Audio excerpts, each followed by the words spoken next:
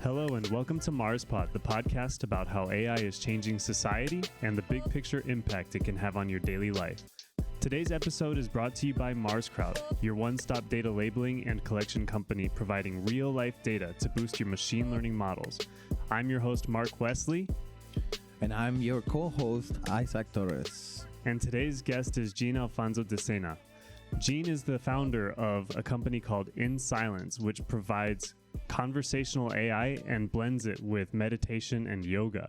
So Jean, welcome to the podcast. Hey Mark, hey Isaac, thank you for having me. It's such an honor, such a delight to be here. Yeah, it's an honor to have you on the podcast. I'm really excited about today's conversation because I think that we can explore areas of AI that I didn't know existed. And I think that there's a lot of insight that you can provide to us. But before we get into all of that, I kind of want you to just introduce yourself a little bit. Sure. So I founded In Silence early this year. You have given the audience kind of a quick overview of what it is. But before that, I have been trained within the yoga teaching space and helping startups build either their companies from the ground up or their teams in various locations in the world, usually in Asia. But yeah, and now I'm trying to build my own, bringing all of the knowledge and experience that I've gathered through 20 years of working. Wow, it's pretty exciting, and we're happy to be part of this journey with you. So it's great. I want to ask you a question that we ask every single guest at the beginning, which is, what is your AI doomsday scenario? Do you think robots are going to take over the world? With lasers. Yeah. I know. That's usually the first response of people when they hear AI, when they hear about my involvement in the AI space. And it was my first reaction also when I got the opportunity to work in AI. But, and I still think it's still highly plausible that AI could take over the world. I'm going to keep it very simple and basic to that. Because I think, especially after having seen how these machines are born and how they can really learn over time, it's not so far-fetched anymore that they can truly take over the world. But that is if we humans don't catch up in the evolution. But I do foresee a world where a vast majority of movements and control could be coming from these machines. On one hand, it's a very scary notion, but on the other hand, it's a very motivational piece of possibility because that actually flames the fire in me to keep on going and keep on doing the work that we do in silence. But yeah, it can be scary. I see. Yeah.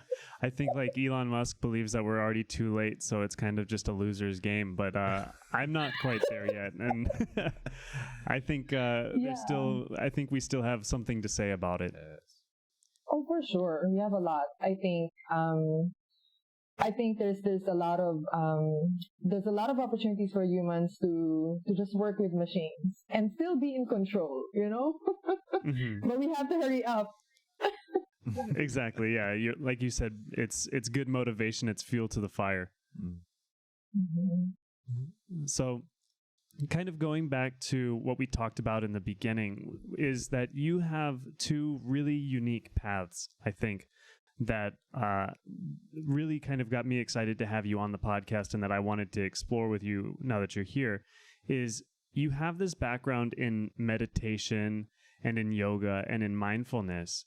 And at the same time, you're on this journey through your career in technology and AI.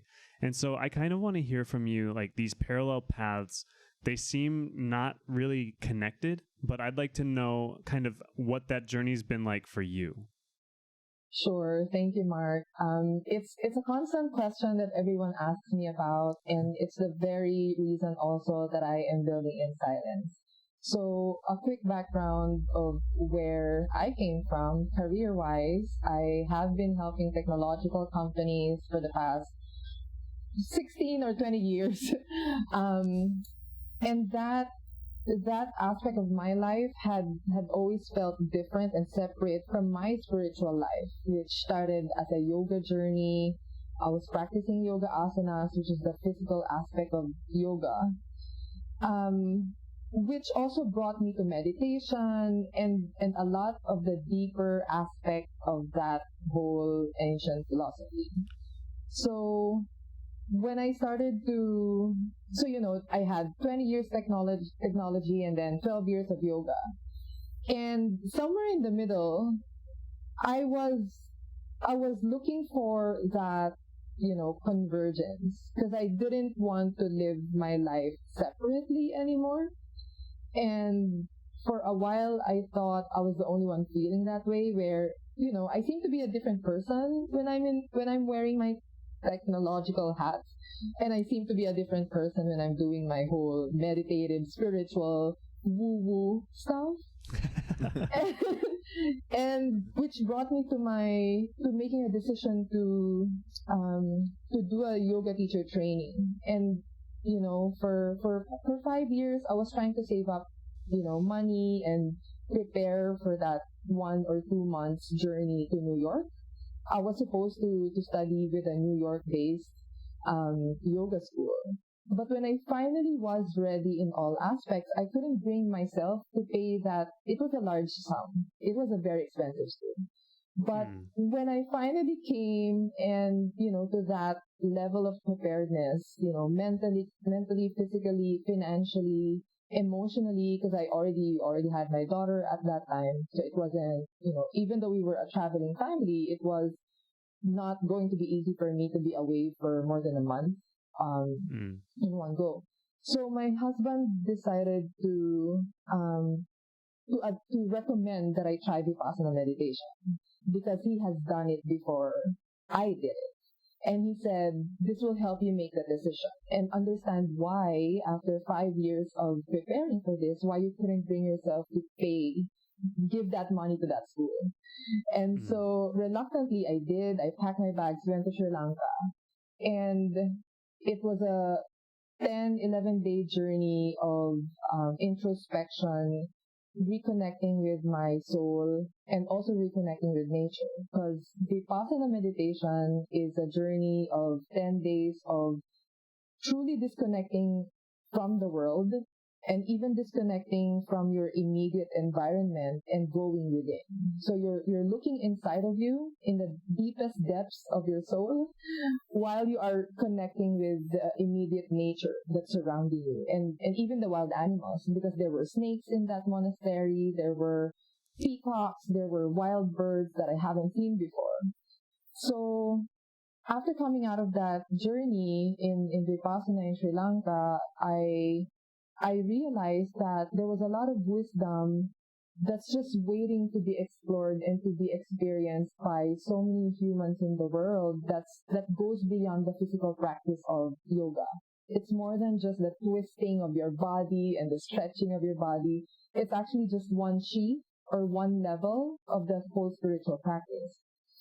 So shortly after coming out of that, I went to India, made the decision to enroll in a yoga teacher training school in India, which is the birthplace of yoga.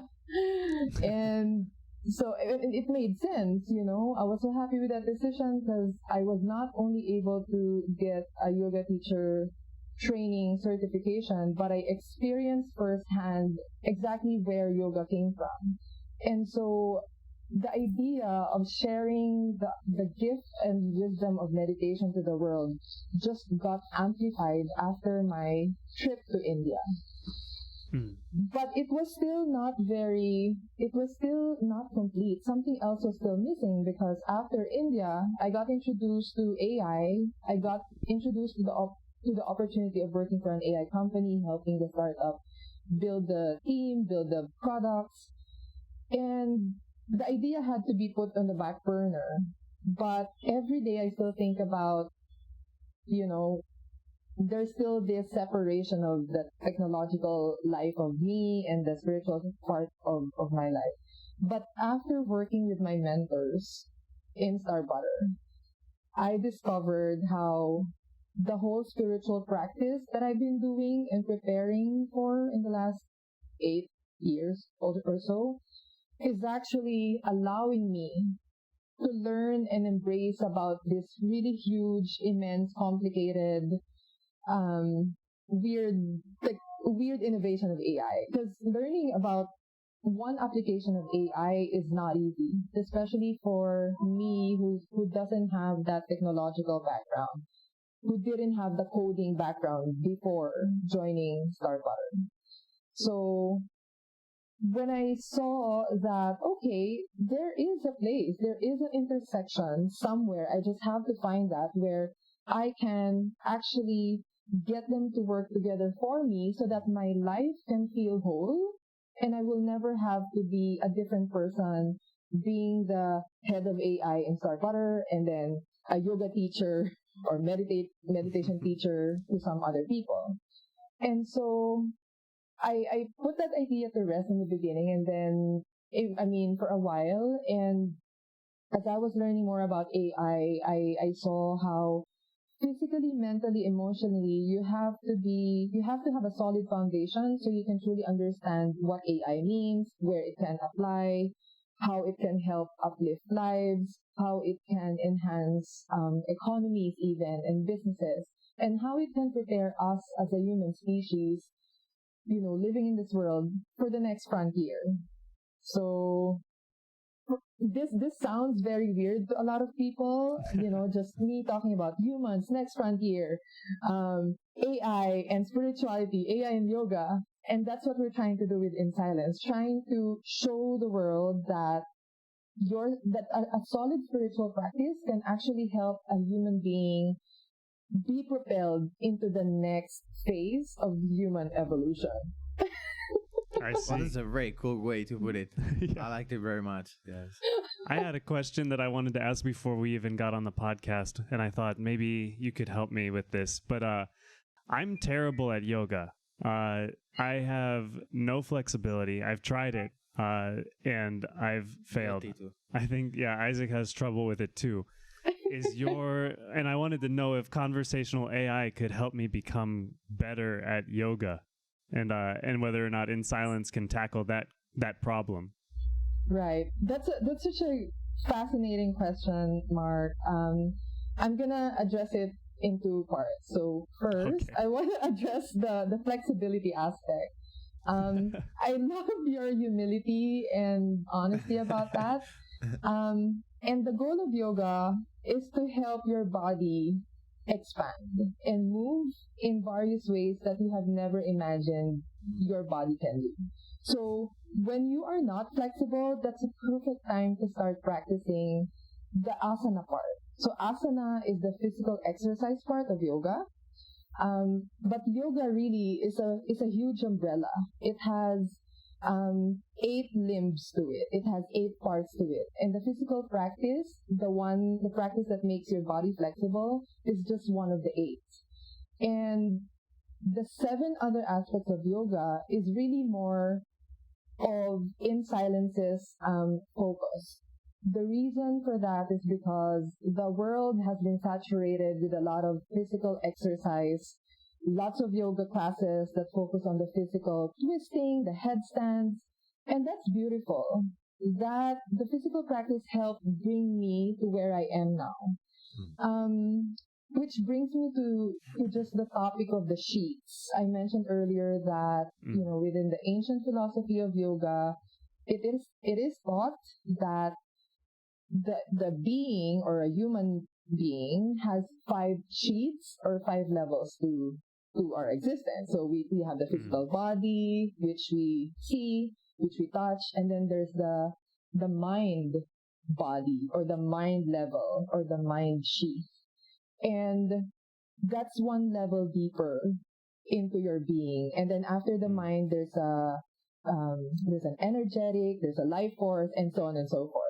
So In Silence comes into those 4 deeper levels of the whole yoga practice. So we're going beyond the physical, but eventually, and you might notice that I don't think we have content right now that tackles any physical movement, but we will have some physical movement.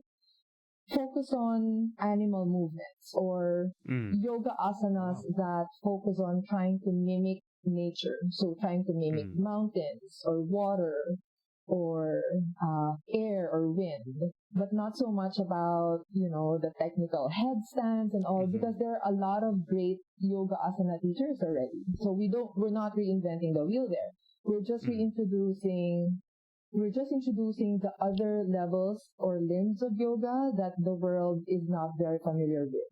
Because there's still a small population that practices meditation, just like Isaac and myself. We're still a small population. There's still a lot of us, a lot of people that can still learn from our own practice, Isaac. So that's Isaac, what's it been like for you with your meditation? How have you gotten into that? Actually, like 2 to 3 years ago, I was struggling in my life. Actually, I was. I've been very passionate about self. This is what my professional career was looking like back then, and trying to do self can be very stressful sometimes and very draining, right? And I kind of like, in order to stay motivated, I started to to watch a lot of videos about like mindfulness, greatness in general, how to achieve more in life, how to be more productive. And so I found several influencers that actually most of them, they also were CEOs or they held like high positions in their companies, and some of them even related to sales. And one of the common things that I found that most of them had, it was that they were into meditation, right? They say, actually meditation is helping me like to have an anchor, I will say. And it's similar to I think, Jean, to what you're trying to achieve here, right? Like have like a middle place that like helps you to maintain some mental wellness, I will say. It's hard for me to find the words, but anyway, so after seeing like there was a pattern which like these highly successful people and so on, that all of them were meditating, I thought like, okay, so if all of them say that this is something beneficial, I might as well give it a try. And I'm a hyperactive guy. I cannot stay still for more than 2 minutes, right? I'm the typical guy that is working and shaking the leg, right? Like, yeah, I started just like with 5 minutes sessions. Actually, like I was using one famous app which is out there, which is Headspace. Yeah. And then because somebody told my girlfriend about it, and then like we decided to go for it. Now looking forward for you to release, Jin, so like I can try what you're trying to put together now. But yeah, so this was I started using Headspace, like doing 5 minutes every day, and after some time I actually realized that it was beneficial, but it's hard to leverage, it's hard to measure how beneficial this can be for you. But you just feel that sometimes you can cope with the everyday life in a different level, right? You can like with more calm sometimes, like do not let the environment take over your emotions or take over, right? Make you feel very anxious or out of balance, right?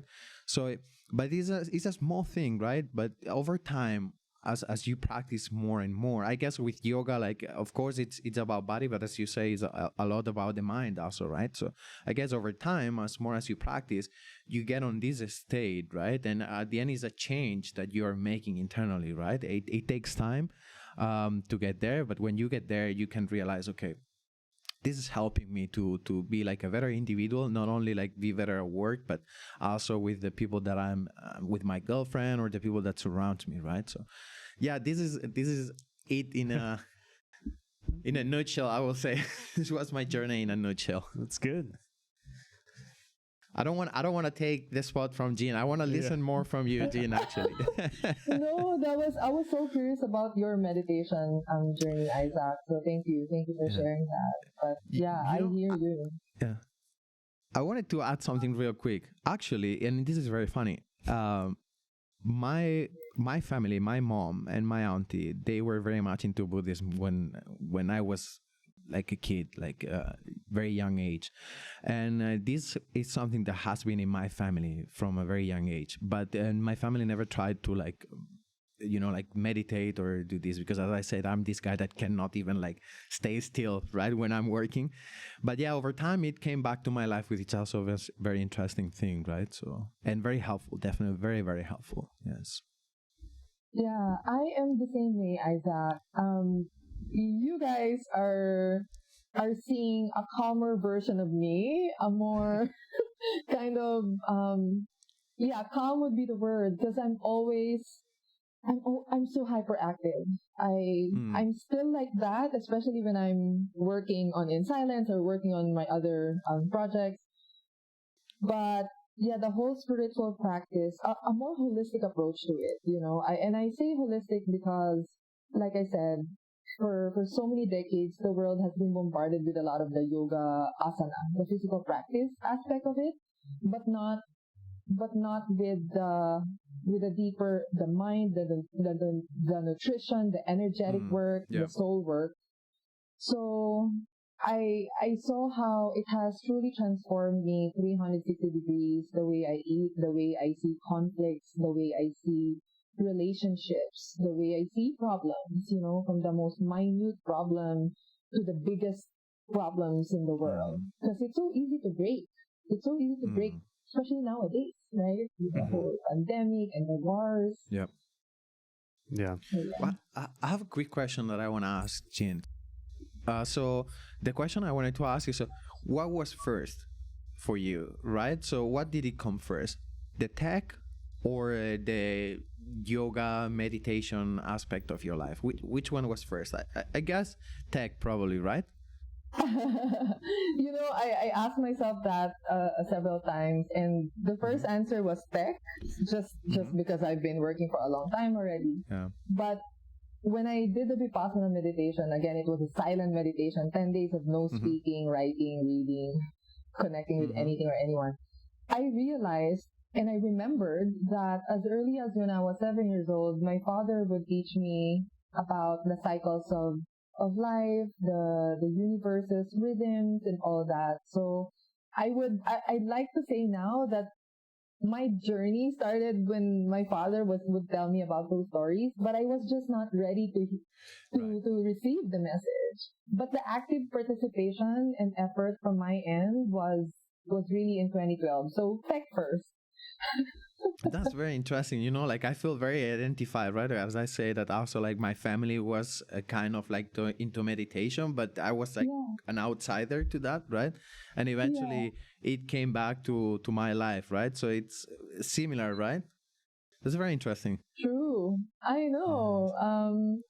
I think it's a great thing to remember these, and it's beautiful to know that the universe and our spirit guides, if you believe it or not, are always dropping us some breadcrumbs to show us where we're headed and what we need or what we will be dealing with down the road.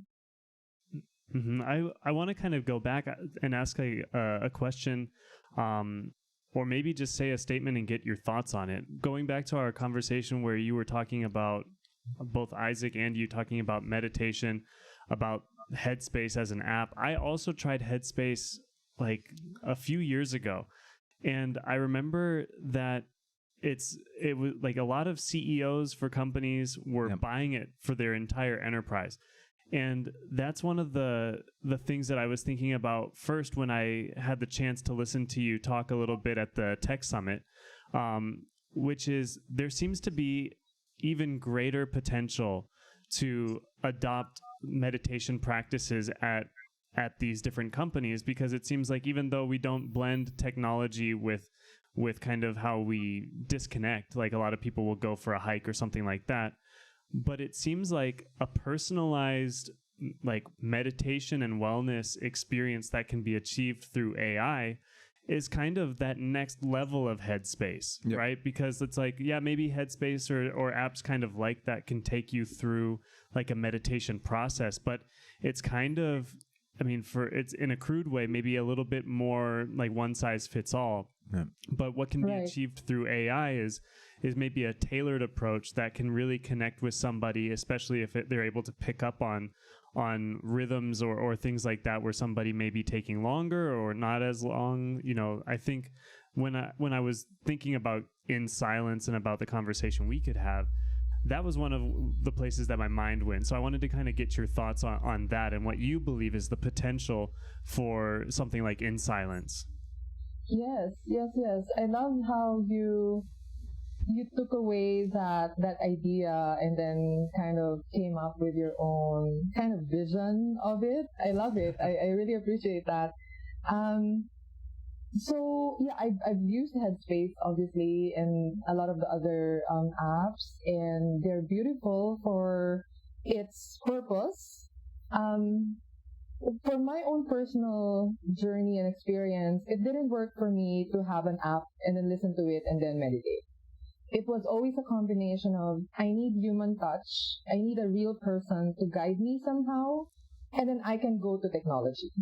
So that's kind of what we're trying to build here is, a guide or a mentor. So I want to start with one virtual assistant that will serve as like a concierge for people. The other thing that I want to address is that people want to become well. They want to build a holistic wellness practice in their life.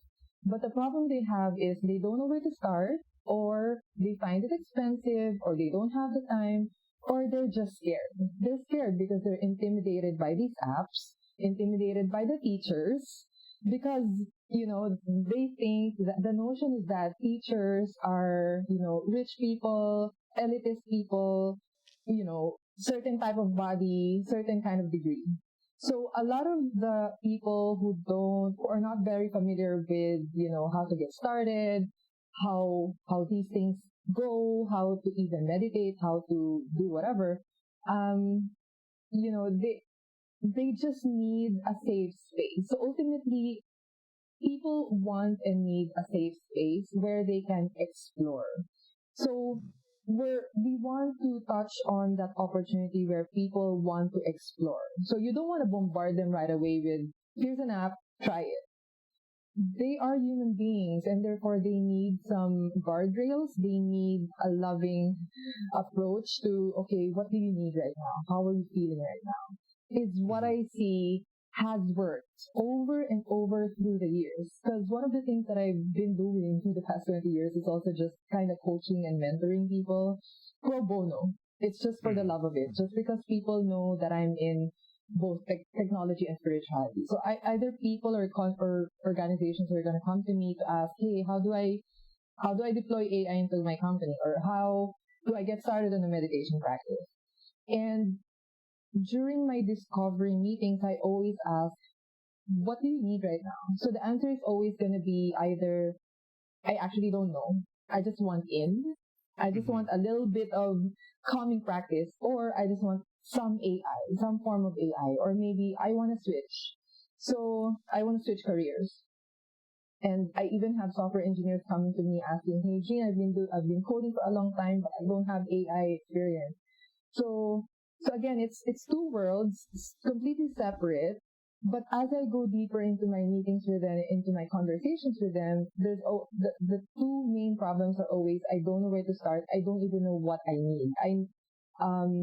I know the goal. I know what my goal is. I don't know where to go to even start. So, In Silence will be a place, will be that safe space where no matter which stage of their life, a person is, no matter what economic status they have, what resources they may have, they will find a little something for them to either get introduced to meditation or even just find an overview of AI in that platform. So that's why what we're trying to build in Silence is a media platform, so like a virtual magazine that has a virtual assistant that will serve as a concierge.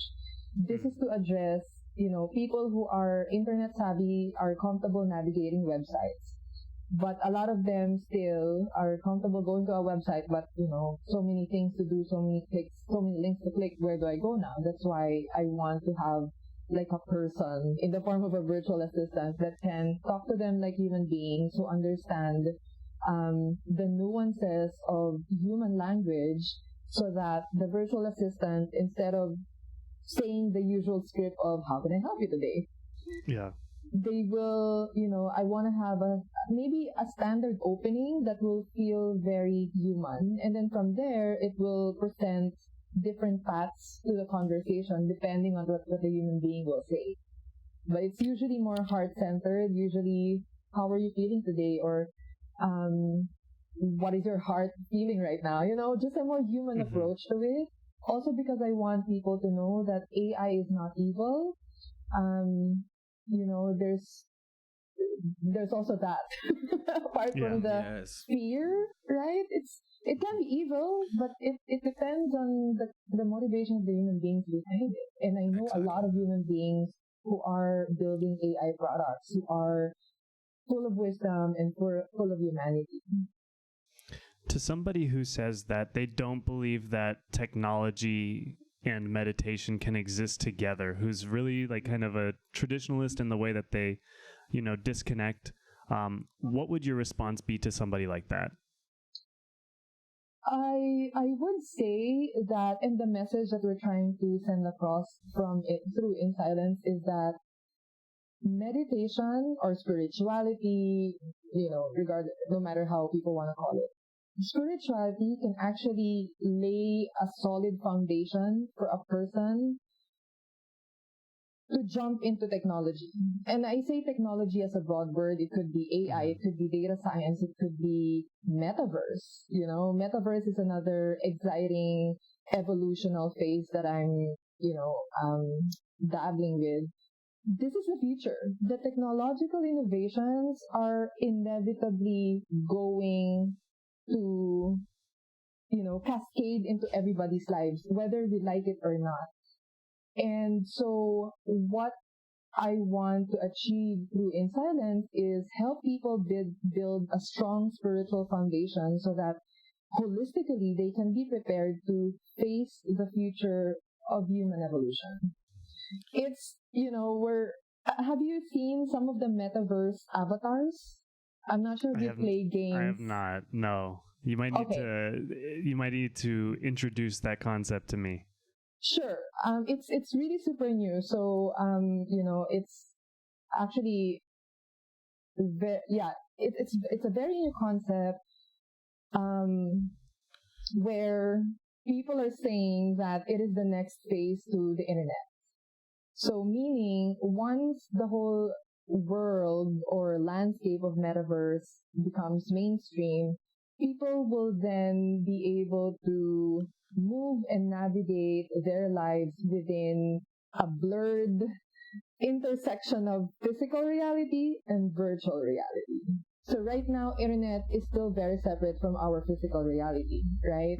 When we are facing people physically or, through video, that's one format. But when we engage through, let's say, social media, that's a digital format. Completely no human, no personal matter, no material thing that's connecting there, right? But metaverse, the new phase of the internet, the one that they say is replacing the internet, but I don't think it's going to replace the internet, is where people will just be able to have their own avatars, just as everyone now has at least one smartphone, each person now has one cell phone at least.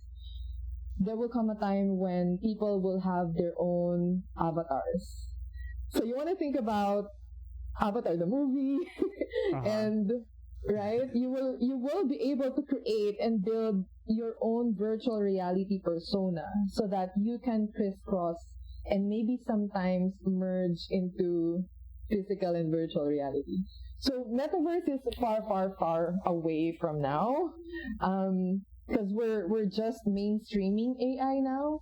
But I would say spirituality is a great foundation for humans so that we can stay connected to our humanity and not forget our very essence as we traverse the new innovations that are to come, cryptocurrency, metaverse, and now AI. So there's nothing to be scared of if we all understand our nature as human beings and what's coming. It's essentially what we're trying to do here.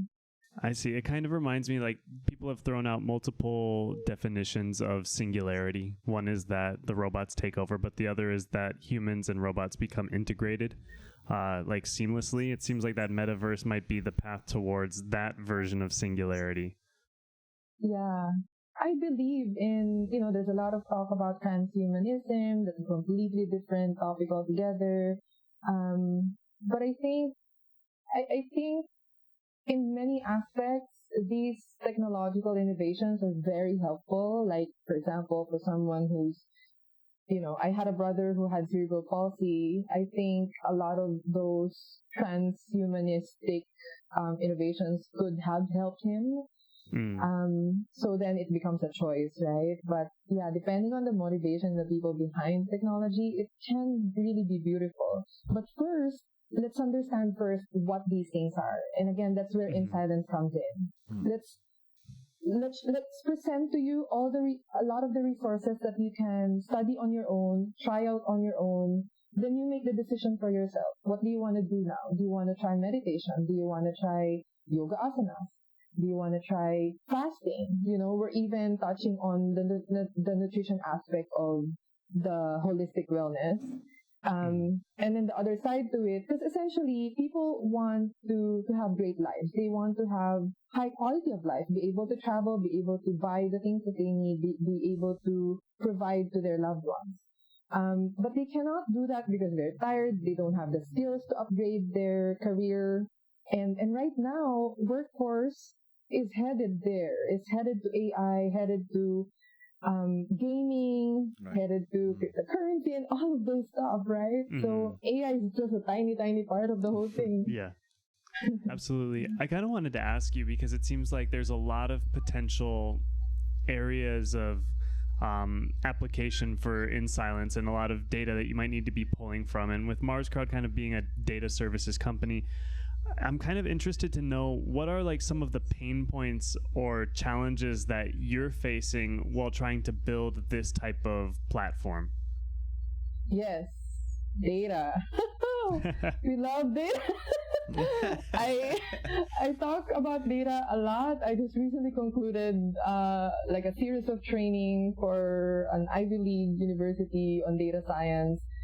And that's not even scratching the immediate surface of data science. And because while it's so beautiful, right? It's so beautiful, but it's so complicated. And I would say the top two things that we are having major challenge and roadblock on, especially that we just started building the MVP. We just finished the validation of the idea, understanding the users, the potential users. Now we're trying to start building the MVP. Is that it's not easy to parse data. I come from a data labeling background. I have experience. I've swam in that responsibility. And although I have coding training, I don't code. It's not my path. But yeah, when you're dealing with AI, well, actually, no matter what industry you are in now, you need to deal with a lot of data. And the top two things that I find really challenging is just the way to handle it, the way to take care of it, privacy, confidentiality,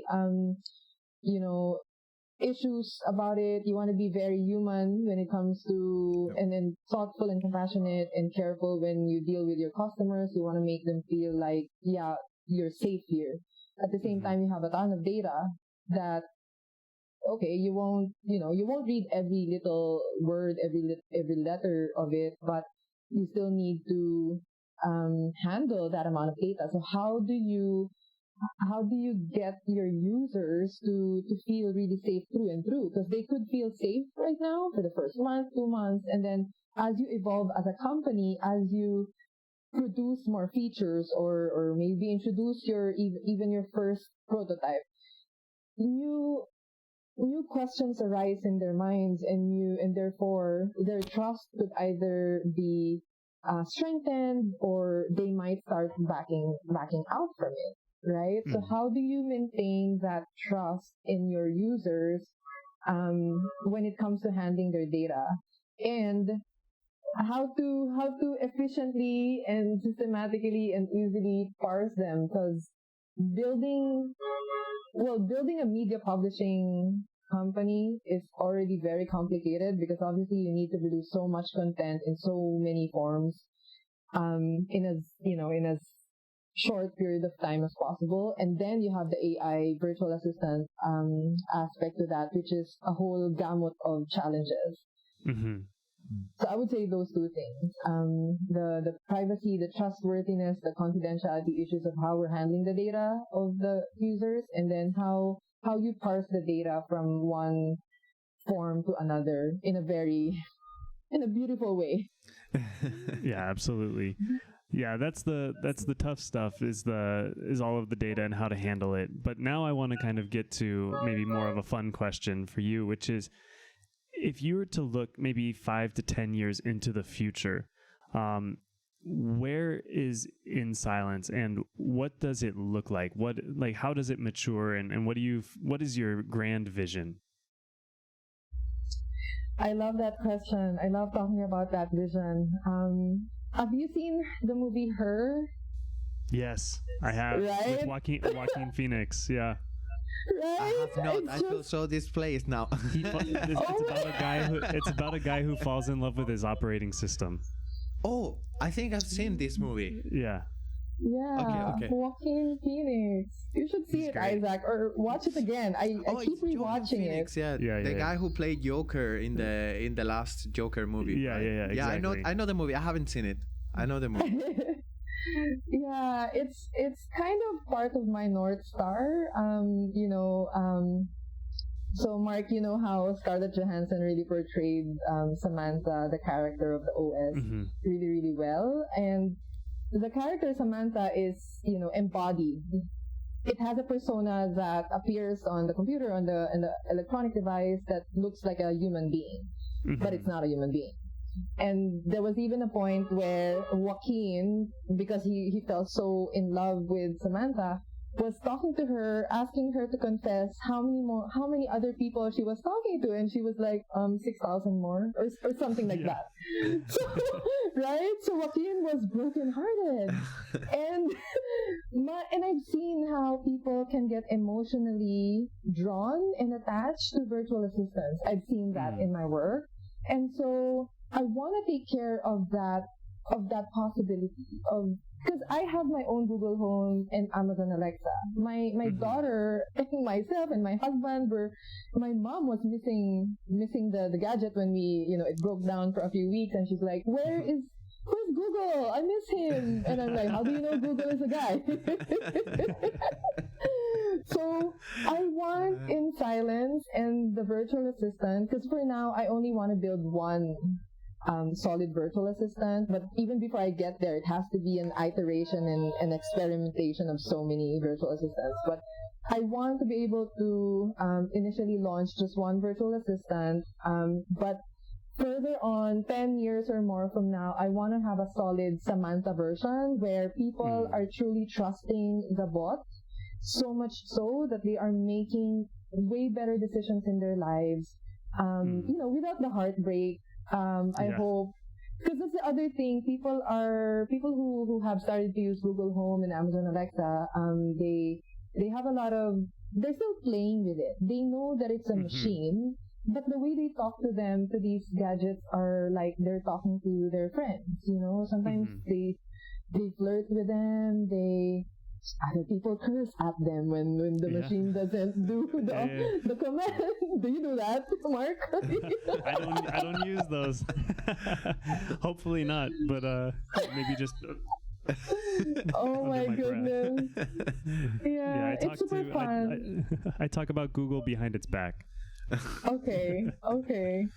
So I want In Silence to be a place where really people feel connected to learn more about themselves. So it's like a doorway, it's like a key.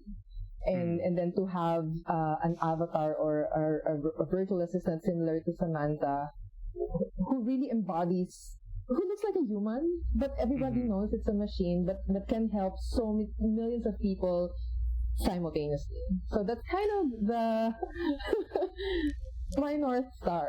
That's kind of where I see In Silence to be. A trusted go-to place for people to explore more about their spiritual journey, at the same time moving forward with their technological upgrade.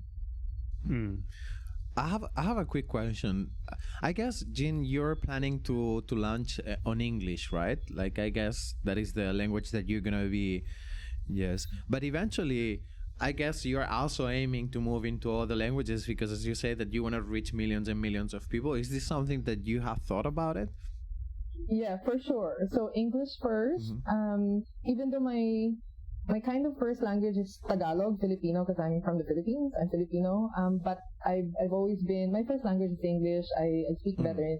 I'm better at English. So English will be the first, and then my second, at least the plan right now, my second language would be Japanese or Nihongo. We're moving there in a few weeks, and my daughter and I have been studying Nihongo, so I can kind of converse in Japanese. That's amazing.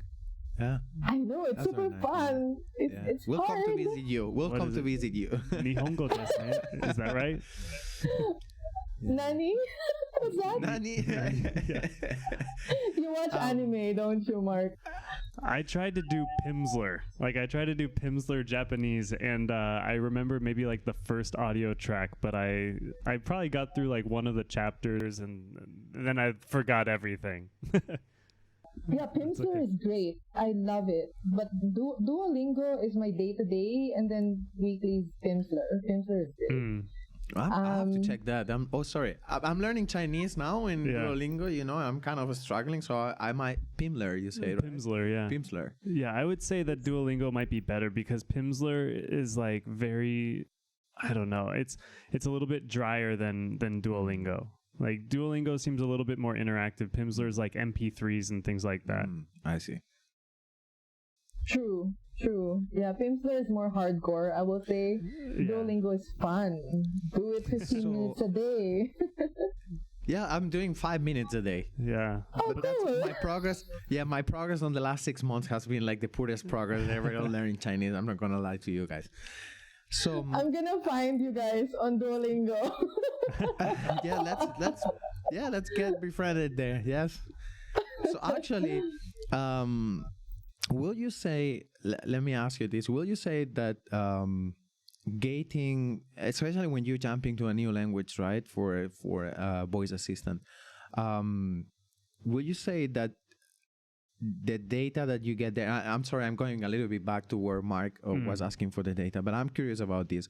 Will you say like to get good quality data can affect what is the output of like what the virtual assistant is trying to achieve in terms of like helping people or guiding them through the process? So my question in a baseline is like, do you think that the quality of the data can affect what you're trying to achieve with your product at the end of the day? Definitely. So it's a little bit of garbage in, garbage out, right? In my experience, I saw that exactly what you put in, there's an aspect of what you put into the machine is exactly what it's going to serve, but it also evolves and learns on its own, which Exactly. it's going to base its learning and its evolution on the data that we put in there, that we train it with.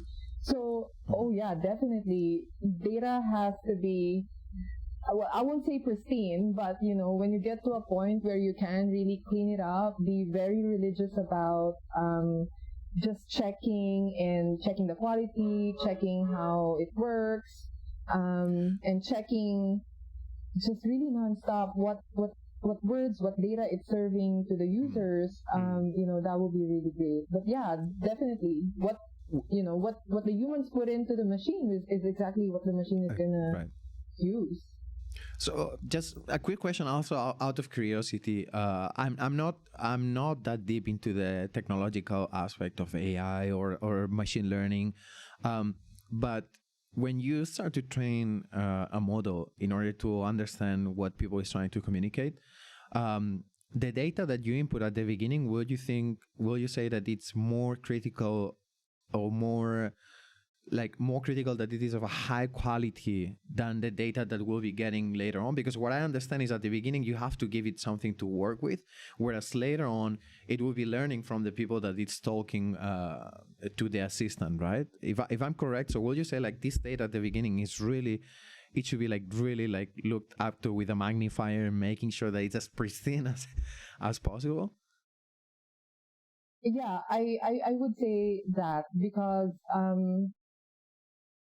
so I always use the metaphor of having a child. So I'm a parent. That's why I can see the parallel comparison. So when you have a child, the child learns from its surroundings, so immediately the parents and whoever is living with the child. And as it goes out to the world, it learns from other people, other external factors. So very similar to the AI machine. This is a very good Depending analogy. on Yeah.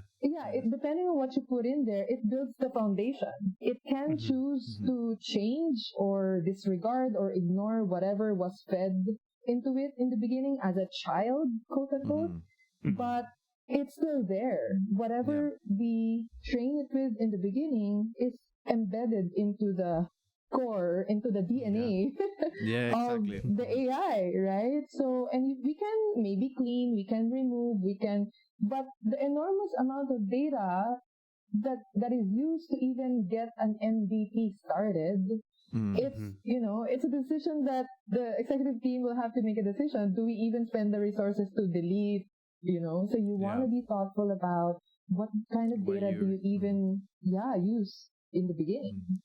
That makes a lot of sense. Yes. Yeah, it's a great analogy. We have a few questions that we like to ask, before our time is up. There's one specifically to you that I'd like to ask, because I noticed when I was kind of reading a little bit of background, one of the things that you kind of talked about is that you're an Asian woman pioneer in AI. And so I wanted to just ask you, what does that mean to you, and the importance of that? Sure. So when I was starting in Starbutter, obviously I was new in AI and all of that, and I wasn't very familiar with the Asian landscape actually, because all of my career experience was, immersed in the Silicon Valley, US, Western space. And so part of my job was to get familiar within the Asian space, and specifically Philippines. And when we did our research, we didn't find a lot of Asians, and then a lot of women, Asian women who were dabbling or working in the AI space. There were people working in the data labeling, data annotation, but not really the whole end-to-end process of building AI products. And so what was fed to me was, I am part of the small, in the very beginning of my career, I was part of the small population of women, Asian women, who were building products that has a foundation in AI. And that really didn't matter to me. And in fact, one of the things that we do in Thailand, one of the things that we uphold here is, it doesn't matter to us. The titles don't matter to us. What matters to us is we are a team, that's building something really great. But I think that text is helpful to, number one, encourage more women, girls as early as 7 to 8 years old. It's helpful to encourage the very girls that we're trying to introduce STEM, science, technology, engineering, and math to them, because there's still a huge gap as far as gender diversity. And then it's very helpful in motivating the adults who have no AI experience who are either curious, the adult women who are either curious or really want to shift into AI. Mm-hmm. The messaging that I find is helpful in using that as part of my introduction or bio or background is that it introduces more women to even explore the possibility. Because there's a huge need, first of all, there's a huge need as far as organizations are concerned, companies are concerned, there's a huge need for more AI people and more diversity in the workplace. Because right now there's more men, and that's beautiful. But, you know, we can all move faster if we can get more women and actually even more people from all parts of the world, not just women. But as a woman myself, and basing on my own personal experience of having no background, coming from a very simple life in the Philippines, you know, I came from poverty, and I am proud of saying that because the message that I am trying to send to the world is that your present situation does not define your forever life. You can change it if you are willing to put in the work, and it's tremendous work. So those are the two things that matter to me whenever, you know, we make the decision of using that kind of copy or text. And that's based from, you know, reports and research given to me when I was starting in AI. Absolutely. Yeah. I was, you know, lucky enough to be introduced to Beth Carey, who's the CEO of a company called Pat Inc. And she's part of Women in AI. And then she introduced us to another person named Twain Leo. So I don't know if you've met those two people or have conversations with them, but they are supporters of the podcast. And so I'm sure that after all of this is done, if you haven't had the chance to, you know, communicate with them, we could easily get that to happen. Definitely. Yeah. That would be wonderful. Yeah, I follow Women in AI in LinkedIn, I think. But yeah, totally supporting all of these. And not just the women, you know, one of the messages that we have in silence to the world is, you know how there's a lot of disparity between, you know, it's time for the women, you know, it's time to do whatever to the men. For me, it's not that. For me, it's a time for both men and women to come into the center, work together beautifully. It's not about, you know, and it's so yoga, it's so spiritual because the non-duality, you know, everything on earth is very dualistic, you know, black and white, bad or good, men, women. They're both beautiful, they both serve their purpose, but magic will not happen without both sides. So In Silence is all about honoring the men who are willing to put in the work to help uplift everybody, not just men, not just women, but everybody, you know, come to the center, move forward together as one species. Exactly. It kind of like, I think sometimes I think it's easy to kind of picture it as a pendulum, but I think that that's the wrong way of looking at it, right? Like to just strike the pendulum, get it to stop moving and just have it settle in the middle, you know? And I think that is, I think that's a good message for like to hear. And I think you said it really wonderfully. Another question that we like to ask is, what is one misconception that people often have about technology or AI that you'd like to set the record straight on? Yes. I would give two answers close to my heart. One is, it is scary. So no matter how many times people have talked about how scary it is, and no matter how many times that has been debunked, it's still proliferating in the world. You know, it's still like the consciousness of people towards AI. It's still the attitude. And then the second would be, it's hard to get into, whether it's AI or any kind of technology, it's hard to get in there. You know, people's notions are, I don't have the degree, I don't have the background, I don't have the money, I don't have the network, I don't have so on and so forth. So those are the two things that we're trying to debunk within In Silence also, which is you don't have to be scared of AI. When you educate yourself, when you provide yourself that opportunity to even explore it, just give it a chance, you know, just like meeting a person. Right. You don't say no right away. You want to give a person a chance to become either your friend, or when people are dating, right? You don't say no right away. You want to go out on a first date. So that's kind of the message. give both. Because spirituality, on the other hand, is to a lot of people are very woo-woo. Once you get out of the physical practice of yoga, everything else, people feel like that's so woo-woo, that's so rabbit hole, that's so weird. No, and that's scary even, So AI is not scary as long as you understand what it is and what it can do. And also understand what the risks are. Because, as long as you know the risks, then you can prepare yourself and protect yourself from whatever that could happen. And the other one is, you can be anyone, you can be anywhere at any point in your life, at any age. There are resources available for whatever point of life you are in. You don't have to have the coding degree. You can actually teach yourself. My daughter just started learning coding just last week. Nice. Yeah, good. It's never too soon to start, Yeah, never too soon. And then I have a 40-plus-year-old. I'm 41. I started learning coding 3 years ago, and I'm still learning so much. And I have 40-plus-year-old friends who are just starting now. It's okay. It's actually the right time to learn. Never too soon and never too late, right? Yeah, I would say both, right? Yeah. Yes. So, Isaac, do you have any questions for Jean before? Not really of any question that I can think of right now. Yeah. Okay. Well, then I think that the most important question that we can ask you now is, if people wanted to learn more about you or In Silence, where should they go? Thank you. They can just go to beinsilence.com.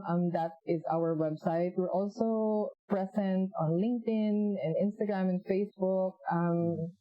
But hopefully people can check out the website. It's evolving. It hasn't even been officially born yet. It's still kind of forming. Still using the baby metaphor. But yeah, beinsilence.com. Okay. Almost everywhere. Yeah. And then, you can connect, you can click the links and take you somewhere into the rabbit hole.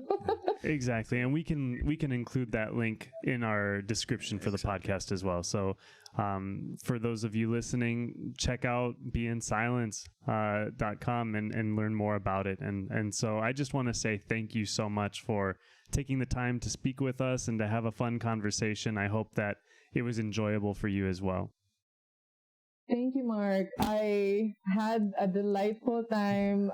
It feels super cool. It feels like just chatting with two friends, and I love your questions. I really am honored to have been asked the questions because it's allowing me to speak more about the mission behind In Silence. And it's so cool to know that, Isaac, we have those common ground, and Mark, we have common ground. So I look forward to conversing more down the road in whatever formats with the two of you. And I wish you all the best with the Mars crowd. That is so needed right now. But the work that you do in Mars crowd is so needed in the world right now. Awesome. Thank you very much. Yeah, thank you so much. Yeah, it's been great, and we'll definitely keep in touch after the episode. Thank you. All right, take care. Take care, guys. That concludes today's episode. We want to thank you for listening all the way to the end. This episode was brought to you by MarsCrowd, your one-stop data labeling and collection service provider. For more info, feel free to click the website link in the description. We look forward to you tuning in for our next episode on how AI is changing society.